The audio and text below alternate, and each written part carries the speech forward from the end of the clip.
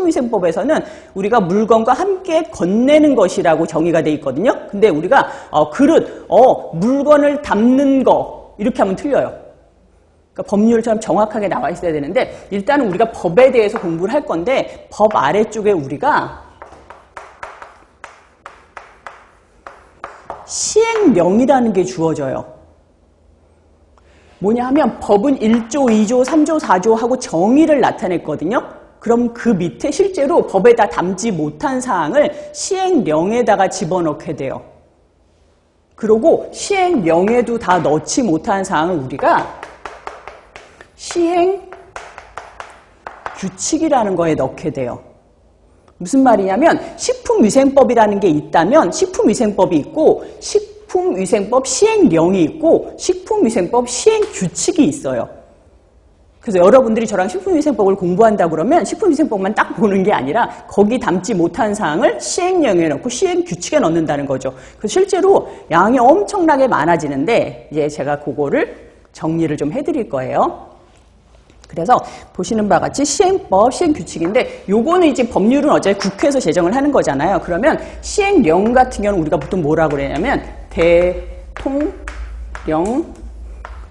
몇 조, 몇 항이라고 얘기를 해요. 대통령령이고요. 시행령은. 그 다음에 시행규칙 같은 거는 각각의 맡은 부서가 있잖아요. 그죠? 그래서 예를 들자면 저희가 국민건강증진법이다. 국민건강이면 어디서 할 것 같아요? 보건복지부에서 한단 말이에요. 그러면 보건복지부령이 되는 거예요. 그 밑에 사람. 이건 대통령이니까 그 밑에 부서장. 보건복지부령. 근데 우리가 주로 많이 하게 되는 식품위생법 같은 경우는 어디서 하냐면은 우리가 총리가 그 윗사람이거든요. 그래서 총리령이라고 불러요.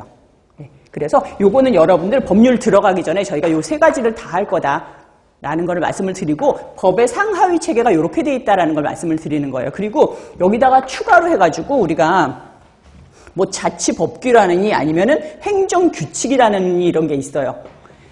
제가 예를 들어 드리면은 법률에 예를 들자면 뭐 식품위생법은 뭐를 얘기한다, 목적은 뭐고 용어는 뭐고 이렇게 하면서 여기 영양사 얘기도 나오거든요.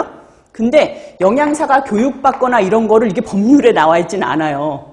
예, 영양사는 어떤 식으로 근무하고 하는 건 시행령이나 시행규칙에 나와 있고 만약에 내가 거제도에서 일하는 영양사야. 그러면은 그걸 법적으로 안 나와요. 그거는 자치법규라고 그래가지고 그 자체적으로 거제시 영양사에 대한 법률이 따로 있어요. 예, 그래서 우리는 각 지방까지는 가지 않고 일단은 기본적인 것만 할 거다라는 거예요. 그래서 1장 식품위생법의 개념 및 총칙부터 볼게요. 여기서 식품위생법의 구성이라고 나오는데 식품위생법은 총 13장으로 나뉘고 몇 조로 나뉘냐면 102조로 나뉘어요. 맨 아래쪽에 13장 102조라고 나와 있죠. 이거 동그라미 할게요. 식품위생법은 어떻게 구성이 되는가? 그럼 13장 102조로 구성이 된다라고 하시면 되고요. 1장에 총칙 나와 있죠. 예, 이게 1조에서부터 3조까지가 총칙이에요. 그 다음에 2장에 식품과 식품 첨가물 나오죠. 이건 4조에서부터 7조예요. 그래서 여러분들이 식품위생법을 쫙 펼쳐보면은 1조부터 시작해가지고 쭉 보면은 여러분들이 13장까지 나와 있는데 1장부터 요 중에서 나눠져서